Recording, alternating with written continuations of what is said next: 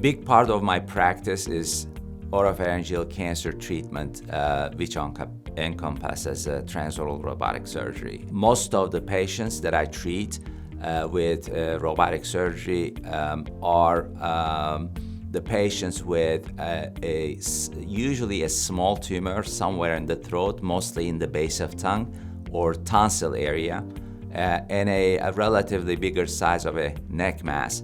Robotic surgery provides the ability to go into these areas that are not easily accessible through the mouth without making a big jaw or lip incision or cut. And during this treatment, we clean out the lymph nodes on the involved side, clip a couple of vessels to prevent any significant bleeding during the resection of the tumor in the throat, and we just let the cavity heal on its own, and we basically wake the patient up with a tube to feed just in case if they can't swallow, but most of our patients manage to swallow the very next day, and we discharge them usually after 2 nights. The most rewarding part of this is a lot of patients having this treatment would not necessitate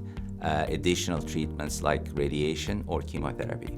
The most common signs and symptoms that the patients should be aware of regarding head and neck cancer is non-healing ulcers or lesions inside the mouth, lips, cheek, palate, throat, or tonsil, and a growing or not disappearing a lump in the neck.